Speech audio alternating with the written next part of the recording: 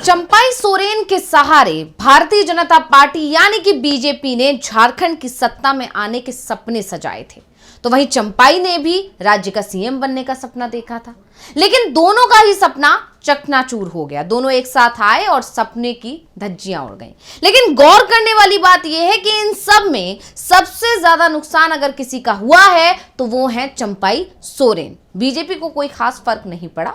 वो पहले भी सत्ता में नहीं थी, इस बार भी सत्ता में नहीं है और विपक्ष की भूमिका तब भी निभा रही थी, अभी भी विपक्ष की भूमिका निभा रही है। लेकिन चंपाई सोरेन का राजनीतिक भविष्य अंधकार में आ गया है। वो ना तो इधर के रहे हैं और ना ही उधर के रहे हैं। उनका राजनीतिक भविष्य अब अधर में लटका हुआ है और उन्हें अब समझ नहीं आ रहा है कि वो जाएं तो कहां जाएं। तो क्या है चंपाई का आगे का प्लान? क्या वापसी की राह तलाश रहे हैं चंपाई सोरेन? क्या उनकी ये राह इतनी होगी आसान? इसी पर हम अपनी स्पेशल रिपोर्ट में करेंगे चर्चा। नमस्कार, मैं हूं अंशिता।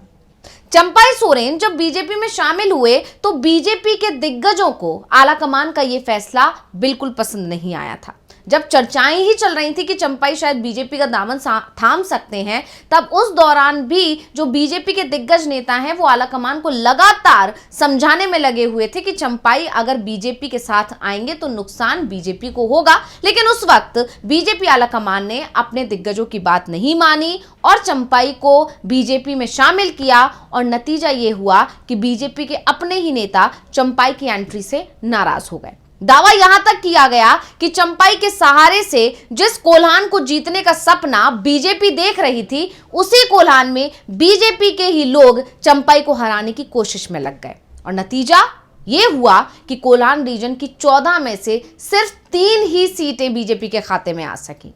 इनमें से जमशेदपुर पूर्वी से रघुवर दास की पत्नी पूर्णिमा दास, जमशेदपुर पश्चिम से सरयू राय और सरायकेला से खुद चंपाई सोरेन जो है जीत सके। अब यहां पर बड़ी बात यह है कि चंपाई सोरेन अपने बेटे को ही नहीं जिता पाए।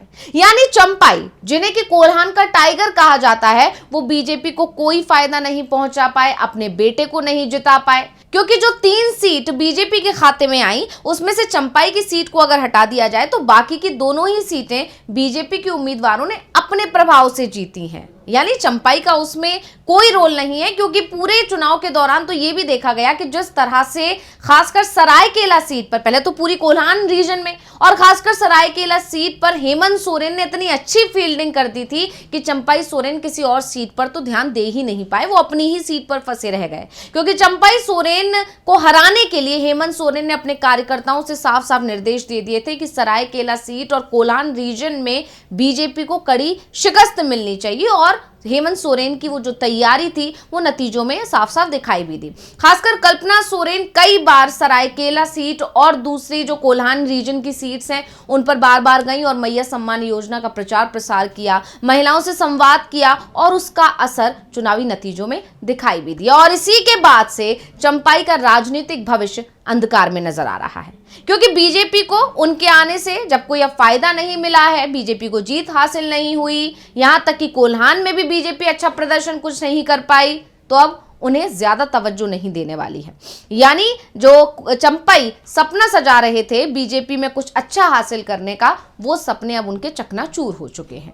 क्योंकि मोदी राज में बीजेपी की नीति रही है कि दूसरे दल से आया नेता पार्टी के फायदे का नहीं है तो उसे तुरंत किनारे लगा दिया जाता है। और जेएमएम ने चंपाई के बिना भी शानदार जीत हासिल की है।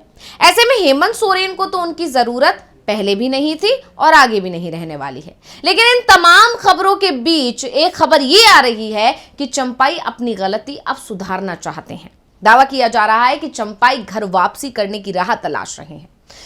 तो जब से झारखंड विधानसभा चुनाव के नतीजे आए हैं और राज्य में जेएमएम की सरकार दोबारा से बनी है, उसके बाद से चंपाई सोरेन की घर वापसी की अटकलों ने खूब सुर्खियां बटोरी हैं। दरअसल ऐसे दावे इसलिए किए जा रहे हैं क्योंकि जेएमएम ने इस बार नया इतिहास रचते हुए सत्ता में वापसी की है। इससे पहले जब से झारखंड का गठन हुआ है, आज तक किसी भी सरकार ने वापसी नहीं की थी। ये पहली बार है जब जेएमएम दोबारा सत्ता में आई है। तो अब इन नतीजों को देखकर चंपाई को अपनी गलती का एहसास हो गया है। चंपाई को लग रहा था कि उनके जेएमएम छोड़ने से पार्टी को नुकसान होगा, लेकिन नतीजों ने उन्हें समझा दिया कि नुकसान पार्टी को नहीं हुआ है, उल्टा चंपाई को ही हो गया है। आप जानते ही हैं कि चुनावों के बीच में ही चंपाई सोरेन जेएमएम छोड़कर भाजपा में शामिल हुए थे। पूरे चुनाव प्रचार के दौरान चंपाई सोरेन चर्चा में रहे। सभी की निगाहें कोल्हान रीजन पर थीं, क्योंकि सबको लग रहा था कि चंपाई को जो बीजेपी अपने साथ लाई है तो कहीं ना कहीं सबसे बड़ी वजह कोल्हान है, क्योंकि बीजेपी हमेशा से कोल्हान में कमजोर रही है। लेकिन जब नतीजे आए तो जनता ने अपना फैसला चंपाई को सुना दिया कि कोल्हान में चंपाई का दबदबा नहीं है, जेएमएम का दबदबा है। यानी चंपाई जो जीत हासिल कर रहे थे या कोल्हान टाइगर्स का जो टाइटल उनको मिला था वो जेएमएम की वजह से मिला था। और अब इन सब को देखते हुए चंपाई को अपना भविष्य खतरे में नजर आ रहा है। कोल्हान के अलावा भाजपा में शामिल होने के बाद उन्होंने संताल क्षेत्र में भी खूब प्रचार प्रसार किया, लेकिन एनडीए गठबंधन वहां भी बहुमत हासिल नहीं कर पाया। ऐसे में चुनाव परिणामों के बाद चंपाई सोरेन के जेएमएम में वापसी की अटकलें तेज हो गई हैं। अब चंपाई सोरेन ने उस वक्त पार्टी छोड़ दी थी और भारतीय जनता पार्टी यानी कि भाजपा में शामिल हो गए थे। यह कदम उनके राजनीतिक करियर में एक बड़ा बदलाव था। भाजपा में शामिल होने के बाद चंपाई सोरेन ने अपने पुराने क्षेत्र संताल परगना में जमकर प्रचार किया। उन्होंने झामुमो में रहने के दौरान भी उतना प्रचार नहीं किया था जितना कि भाजपा में आने के बाद किया, या ये कहे कि उससे कहीं ज्यादा भाजपा के लिए किया। यहां तक कि अस्पताल में वो जब भर्ती हुए और अस्पताल से जैसे ही उनको छुट्टी मिली उसके तुरंत बाद वो सीधा संथाल परगना के दौरे पर निकल पड़े। उनकी सक्रियता और मेहनत से साफ था कि वो भाजपा के लिए जीत हासिल करने के लिए दृढ़ थे, क्योंकि ये भी दावा किया जा रहा है उन्हें इस तरह की उम्मीद थी या बीजेपी आलाकमान की तरफ से शायद उन्हें ये ऑफर दिया गया था कि अगर आपके रहते हुए बीजेपी को जीत मिलती है तो आपको सीएम बनाया जा सकता है। और इससे बीजेपी आदिवासियों को साथ भी लेती, जो आदिवासी उससे नाराज हो गए थे जब रघुवर दास को बीजेपी ने जीतने के बाद सीएम बना दिया था। और रघुवर दास आदिवासी समुदाय से नहीं आते हैं। उसके बाद ही नतीजा यह हुआ कि आदिवासी आज तक बीजेपी को पसंद नहीं कर रहे हैं और यह लगातार दूसरा विधानसभा चुनाव हुआ है जब आदिवासियों ने बीजेपी को सिरे से नकार दिया। जबकि अगर इस बार के चुनाव को देखें तो पूरे चुनाव के दौरान बीजेपी का जो फोकस था वो आदिवासी थे और घुसपैठियों का मुद्दा बार बार उठाकर बीजेपी उन आदिवासियों को ही साधने की कोशिश कर रही थी। लेकिन आदिवासियों ने घुसपैठियों के मुद्दे पर ध्यान नहीं दिया, बल्कि ध्यान दिया मैया सम्मान योजना पर और उन तमाम योजनाओं पर और कामों पर जो झारखंड मुक्ति मोर्चा की सरकार ने पिछले 5 सालों में किए थे। और सबसे ज्यादा इसमें अच्छी भूमिका निभाई कल्पना सोरेन ने, जिन्होंने जनता के बीच जाकर हेमंत सोरेन की कमी जनता को महसूस नहीं होने दी जब वो जेल में थे। और इसका नुकसान उठाना पड़ा बीजेपी को भी और चंपाई सोरेन को भी। दोनों से ही आदिवासी नाराज थे और आदिवासियों की नाराजगी और ज्यादा बढ़ गई जब चंपाई और बीजेपी ने हाथ मिला लिया। और इससे हुआ ये कि चंपाई सोरेन की सारी कोशिशों के बावजूद भाजपा का एनडीए गठबंधन झारखंड में सरकार बनाने में कामयाब नहीं हो पाया।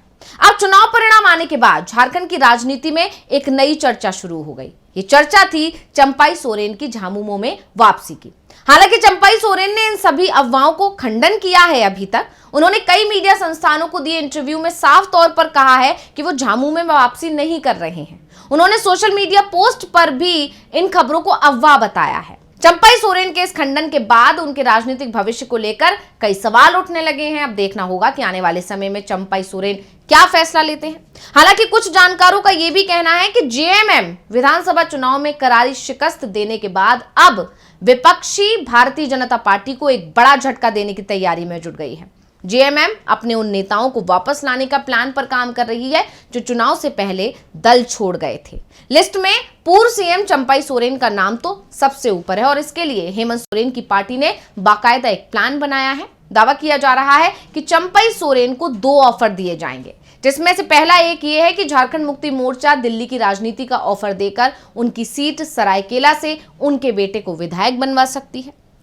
चंपाई सोरेन के बेटे बाबूलाल सोरेन घाटशिला सीट से इस बार बीजेपी के सिंबल पर उतरे थे, लेकिन चुनाव हार गए।